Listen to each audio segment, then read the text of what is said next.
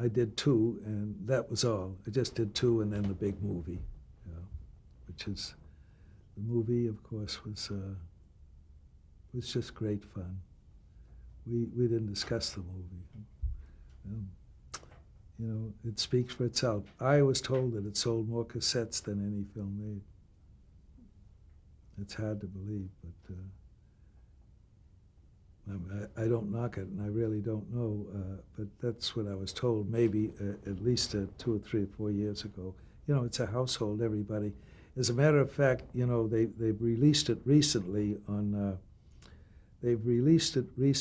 on television, and it's gone to DVD. And oddly enough, Adam West was in an interview and saying, well, just recently, and yes, they released it too, and it was a very interesting interview about his career and through the years and all the things he's done and so forth and so forth. And this I heard this just recently, and the announcer said, well, tell me, how could you sum it all up, Adam, this fantastic career you've had and everything? And he simply said, well, some days you just can't get rid of a bomb. Now, if you know the sequence he's alluding to, that's where he runs out of the restaurant with this big bomb, and he tries to get rid of it, and everywhere he goes, there's a band, a Salvation Army band that gets in his way. Well, you might find this is an interesting story about a director's input. We go up to the Santa Barbara Pier, and the production manager, pretty well-known guy around the studios, Sam Strangis, his name was, a production manager, and he did a little directing himself, but primarily a production manager. And we were up there, and I said to him, Sam, I'd like you to shoot the sequence where he gets rid of the bomb. He runs out of the restaurant. We're there, and he says, "Come on." I said, "What are you talking about? Why? Let's get to it." And I said, "Sam, no, I mean it. I figure I can shoot my way out of anything. I don't know how to do this sequence." I said, "He runs out of the restaurant. I've got a great opening.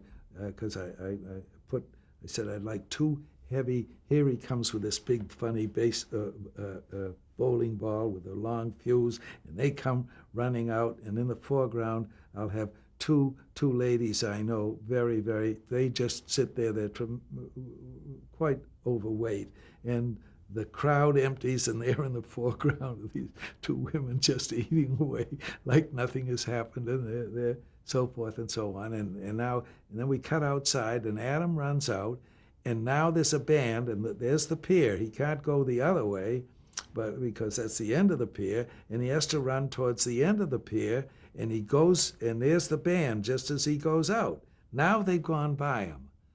How does he keep running and get rid of the bomb?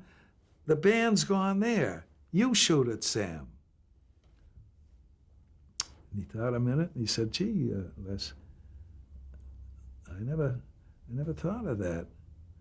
I said, "But there's a way out." He said, "Okay," and then I told him. I said, he goes out, the band comes, and he runs to them, and we hear the music a little, and I said, now he runs over to the nearest side to throw it, and just as he throws it, and I built the whole sequence.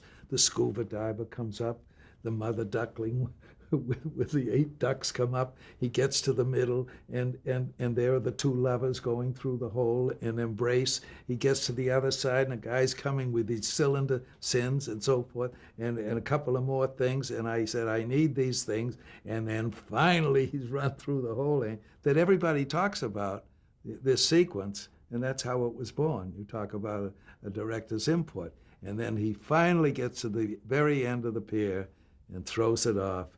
And I zoom in, and you hear the explosion. Some days you just can't get rid of a bomb.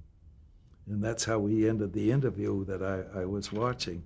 But that's how you asked about director's input, and I hadn't thought of that. But that's sometimes you because everybody talks about that sequence, and that's how it was born. That's the director's input.